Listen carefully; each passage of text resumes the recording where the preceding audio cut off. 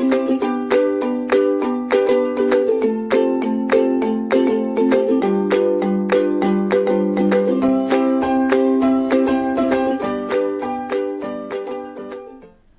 students, I Dr. Nidhi Chaudhary welcome you all to this lecture series on water treatment.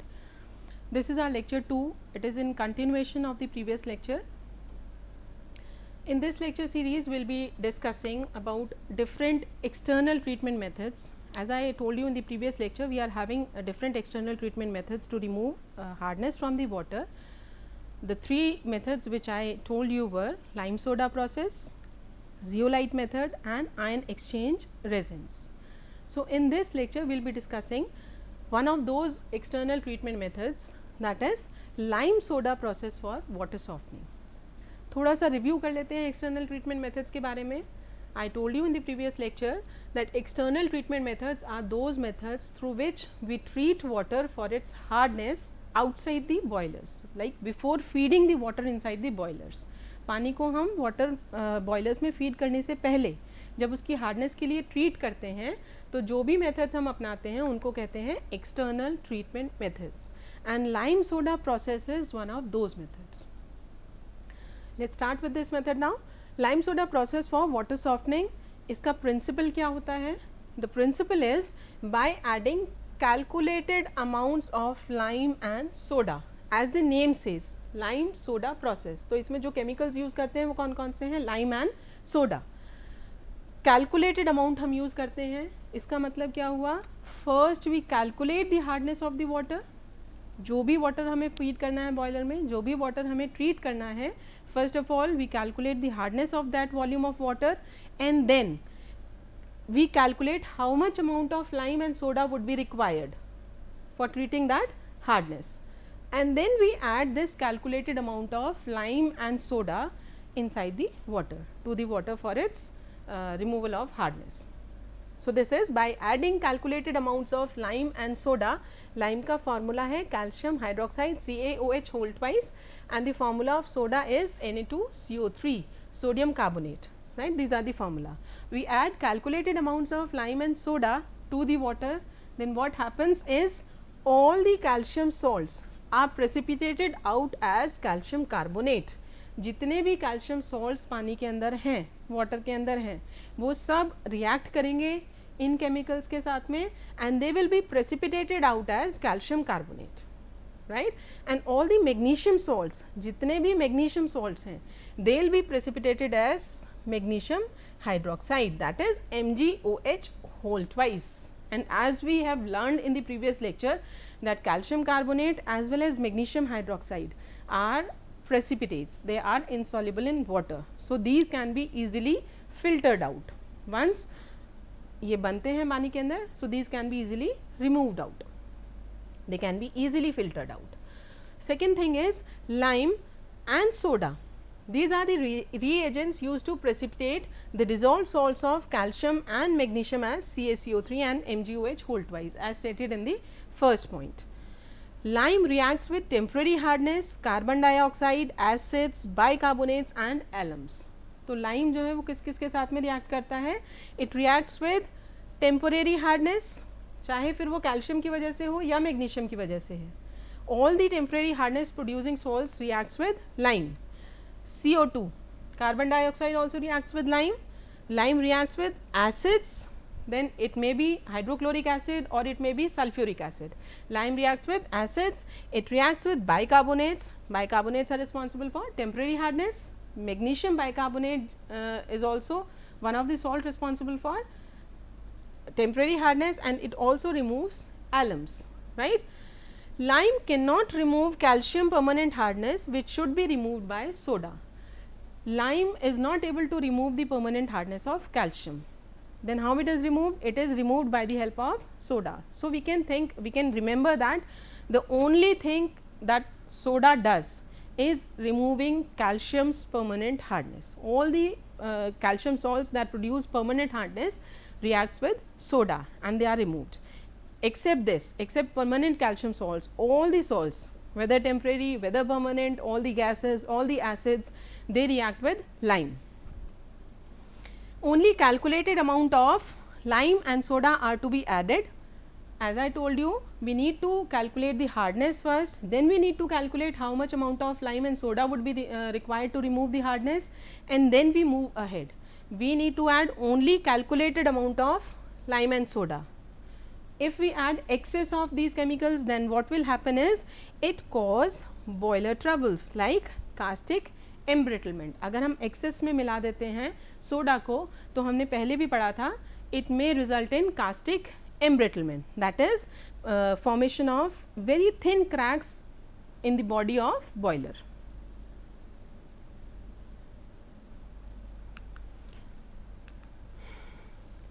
We will discuss now lime and soda process. The apparatus that is used, the diagram is given here. I will explain you this diagram and then we will move on to construction and working. यहाँ पे आप देख रहे हैं, this is a conical shaped vessel, and this vessel has been divided into basically 3 parts. The 3 parts are reaction tank, conical sedimentation tank, and then in the upper portion we have the area through which the water as well as the chemicals are feeded inside. तो यहाँ आप देख सकते हैं सबसे ऊपर यहाँ पे हमारे पास raw water inlet है. Through this inlet we feed the raw water, right? The water is feeded inside this. There is an inlet for superheated steam. यहाँ से हम steam को feed करते हैं, and there is an inlet for chemicals, that is lime and soda. तो 3 चीज़ें हमने यहाँ पे ऊपर के portion में feed की हैं. First is raw water that is to be treated. Second thing is superheated steam, and the third thing is lime and soda. We've taken steam because this is basically hot soda lime process. It is very efficient in, if we compare it to the cold soda lime process, it is very efficient because अगर हम cold soda lime process लेते हैं तो वहाँ पे precipitate formation इतना आसान नहीं होता. The precipitate formed is not very, it's very slimy, it's very powdered, it's difficult to separate out from water, and the steam, it increases the efficiency of precipitate formation, right? That is why we prefer hot soda lime process. तो यहाँ हमने अपने chemicals पानी के साथ में mix कर दिए हैं, we've added steam. Then further what happens, this is the reaction tank. यहाँ पे सब reactions चलती हैं. Soda and lime reacts with the salts present in water.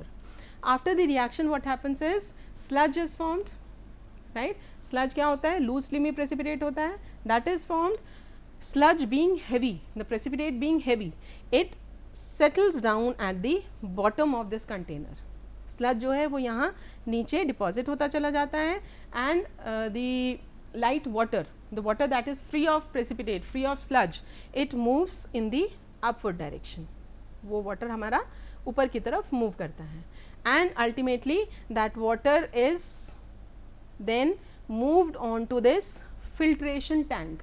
ये हमारा फिल्ट्रेशन टैंक है. इस स्लज का क्या होता है? As I told you, the sludge when it deposits down it can be easily removed by blow down operation. यहाँ से हम थोड़ा सा नीचे के हिस्से से पानी यहाँ से निकाल देंगे, so the precipitated sludge would be removed out. ये फिल्ट्रेशन टैंक है. What is the work of this filtration tank? यहाँ हम कह सकते हैं we achieve this soft water. तो सॉफ्ट वाटर का आगे फिल्ट्रेशन यहाँ पे होगा. Through this filtration tank we are having various filter layers like fine sand layer is there, sand filter is there, coarse sand layer is there, gravels layer is there. Every layer helps in filtering of the water, and finally we get filtered softened water outlet. This is the outlet through which we receive the soft water which has also been filtered. So this is the composition of lime soda apparatus that is used for softening of water.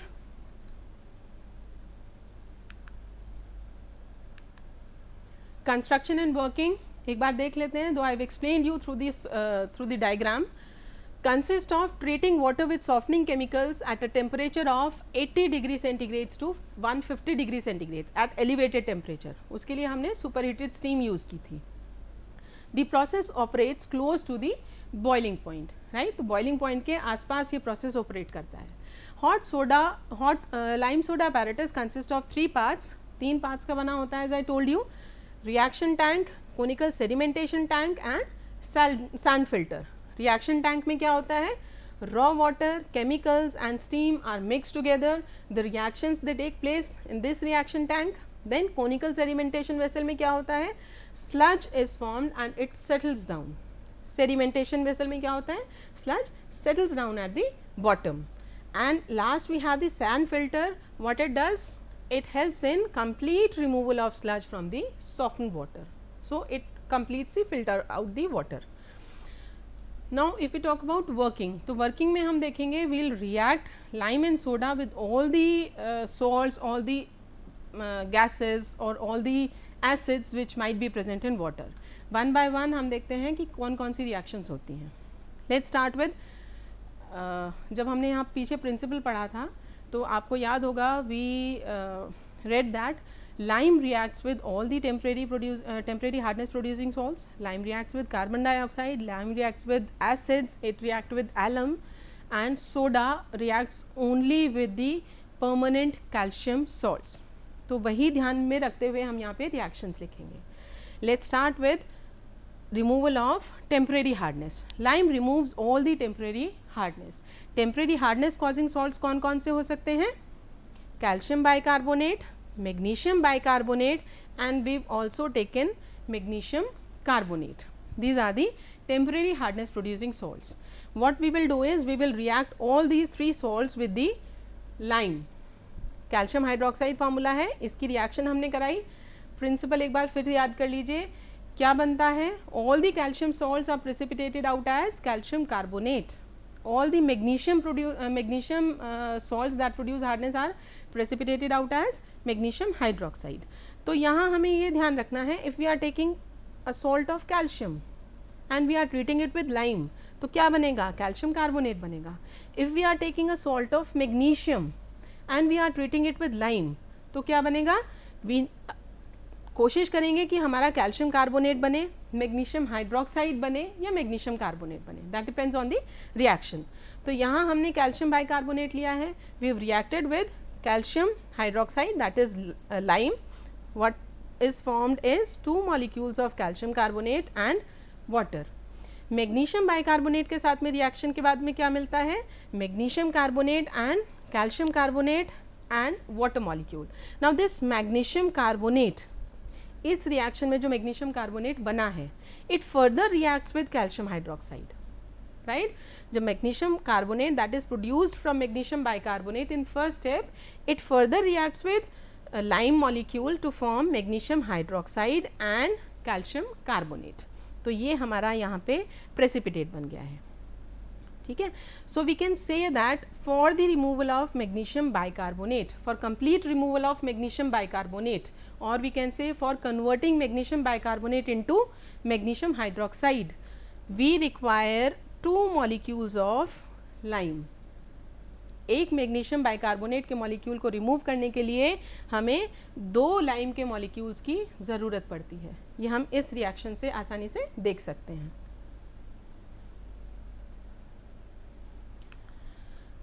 Next is lime removes all the permanent hardness of magnesium salts. Magnesium के permanent hardness causing salts कौन कौन से हो सकते हैं, we may have magnesium chloride, we may have magnesium sulphate. these are the permanent hardness producing salts, and these again are treated with the molecules of lime. What is formed is this magnesium combines with hydroxide part to form magnesium hydroxide, and calcium chloride is formed. In this, magnesium reacts with again hydroxide part of this calcium hydroxide, and there is formation of calcium sulfate plus this is MgOH whole twice. This is formed, right? This is formed. So this is a precipitate, this is sludge, this is again sludge, and we are left with calcium chloride and calcium sulfate. यहाँ पे आप ध्यान दीजिए, magnesium के ये permanent salts remove किए हैं lime ने, but at the same time calcium salts are being produced. Those salts which produce permanent hardness, right? So calcium chloride और calcium sulfate दोनों कैसे हैं, permanent calcium के salts हैं. ये किस तरीके से remove हो सकते हैं, these will be requiring soda molecule. These are removed through soda. Lime is not capable to remove these permanent calcium salts. ठीक है। तो इसके लिए हमें यहाँ पे लाइम की भी ज़रूरत पड़ेगी और आगे हम देखेंगे कि हमें सोडा की भी ज़रूरत पड़ेगी. Lime as well as soda would be required to completely remove magnesium chloride and magnesium sulfate. If we move on to dissolved gases में क्या क्या हो सकते हैं? We might have carbon dioxide, we might have hydrogen sulfide. These again react with calcium hydroxides to form calcium carbonate. Carbon dioxide reacts with lime molecule to form calcium carbonate and water molecule. Hydrogen sulfide reacts with lime molecule to form calcium sulfide and water molecule. These two are again sludge forming substances. These two are again precipitates. These can be filtered and removed. Now we will talk about mineral acids. Acids may be hydrochloric acid or sulfuric acid. These acids react with calcium hydroxide molecules to form. यहाँ पे अगर हम पहली reaction देखते हैं तो क्या होगा? Calcium combines with chloride to form calcium chloride along with the formation of water molecules. इस रिएक्शन में देखिए calcium combines with sulfate to form CaSO4. This is CaSO4 along with the two molecules of water, right? This is the reaction. तो यहाँ पे आप देख रहे हैं again we are left with permanent calcium salts, permanent hardness producing calcium salts. The hardness due to acids is removed due to lime, but at the same time calcium permanent salts are being produced. Again ये किससे remove होंगे? These would be removed by soda. So wherever we find free mineral acids, इसकी complete removal के लिए हमें किसकी ज़रूरत पड़ेगी? We will be requiring lime and soda both, right? Lime removes bicarbonates of sodium and potassium. अभी तक हमने देखा था कैल्शियम बाइकार्बोनेट, मैग्नीशियम बाइकार्बोनेट को हमने रिमूव किया था. Now we will be talking about sodium bicarbonate and potassium bicarbonate. तो sodium bicarbonate reacts with calcium hydroxide to produce CaCO3, Na2CO3 and water. KHCO3 क्या प्रोड्यूस करता है? When on reaction with lime it produces CaCO3, K2CO3 and water molecules. So this is how the sodium and potassium bicarbonate salts are removed.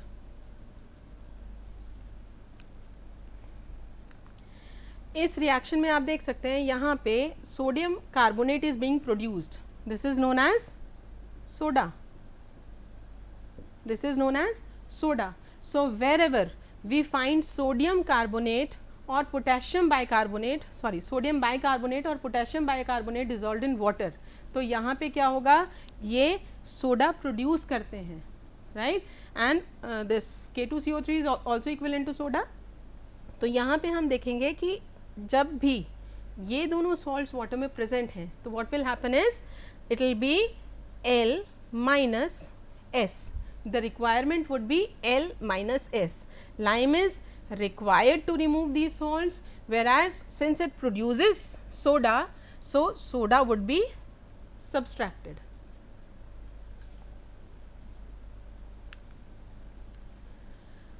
Next, lime removes all the dissolved alums. जितने भी alums dissolved हैं water में, these will be removed by lime. जैसे हम देखते हैं कि हमारे पास FeSO4 है तो ये रिएक्ट करेगा, again it react with lime to form FeOH whole twice, ferrous hydroxide बनाएगा along with calcium sulfate. This ferrous hydroxide then again reacts with lime molecule and it produces FeOH whole thrice. This is a precipitate. It will be removed out, it will be filtered out, right? So FeSO4 requires 2 molecules of lime. If we talk about aluminium sulfate, Al2SO4 whole thrice, then it requires 3 molecules of calcium hydroxide, 3 molecules of lime to be converted into aluminium hydroxide and calcium sulfate, right? And next we are talking about sodium aluminate. Sodium aluminate किस तरीके से react करेगा? Sodium aluminate if present in water, it reacts with water itself to form aluminium hydroxide and NaOH. And this NaOH that is produced, it reacts with calcium chloride to form calcium hydroxide and NaCl. In these two reactions, we are not utilizing lime. These reactions just shows you that how sodium aluminate produces sodium hydroxide, and this sodium hydroxide then reacts with calcium chloride to form calcium hydroxide, that is lime. It produces lime. Sodium aluminate produces lime, and as well as it produces sodium chloride. So, wherever we find sodium aluminate dissolved in water, what the formula should contain?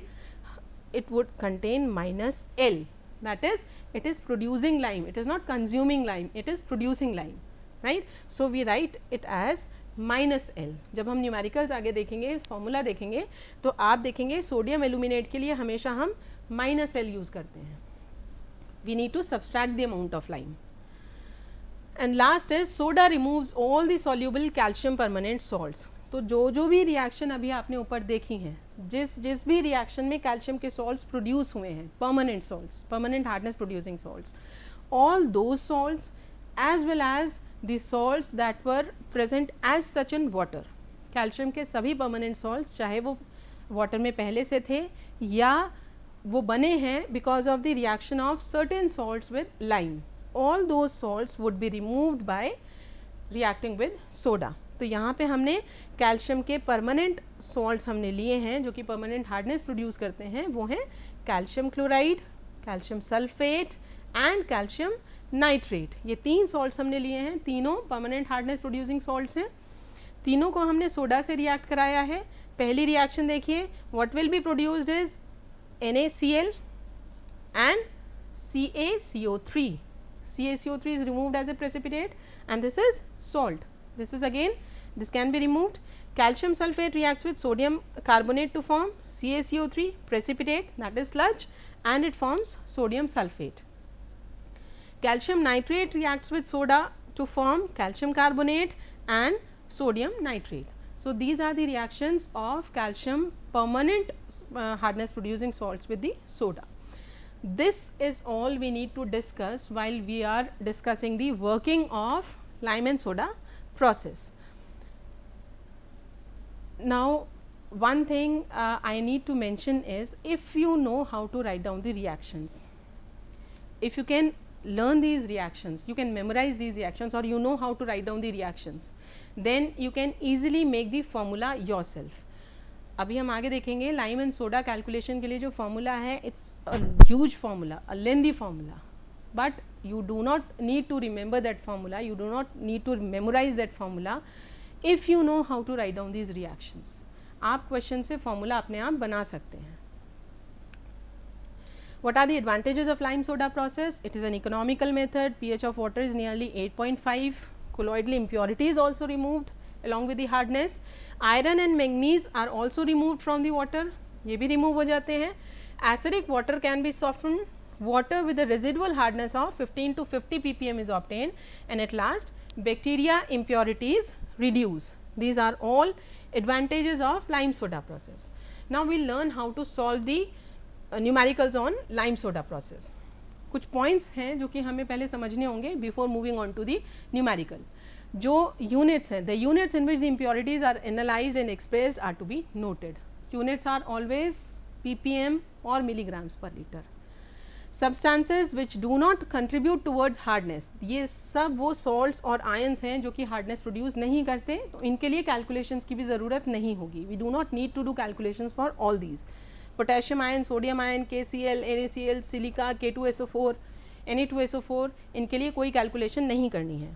Next is a substance causing hardness should be converted into their respective CaCO3 equivalents. तो ये हमने hardness का formula पढ़ा ही था. हर एक hardness producing salt को हमें इसमें कन्वर्ट करना है. ठीक है, इस फॉर्मूले को हम एक तरीके से और लिख सकते हैं, multiplication factor into weight of impurity. Multiplication factor क्या हो जाएगा, equivalent weight of CaCO3 divided by chemical equivalent of impurity. ये फैक्टर को हम मल्टीप्लिकेशन फैक्टर लिख सकते हैं, and this is weight of the impurity. इसको हमने ऐसे ले लिया, right. So this is the thing to be memorised.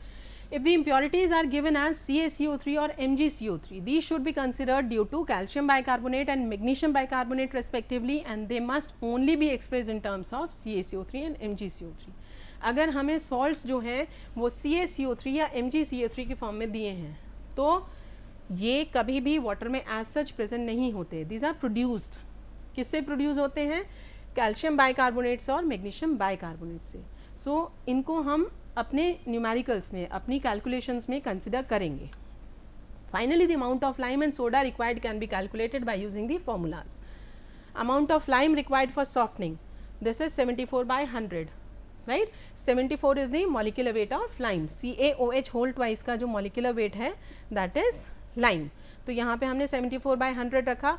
और अभी रिएक्शंस में हमने जो सॉल्ट्स देखे थे जो कि लाइम के साथ में रिएक्ट कर रहे थे, उन सभी सॉल्ट्स को हमने यहाँ पे इंक्लूड किया है. जैसे temporary hardness of calcium ions 2 into temporary hardness of magnesium ions. ये हमने 2 क्यों किया है? I have already discussed while discussing the equations.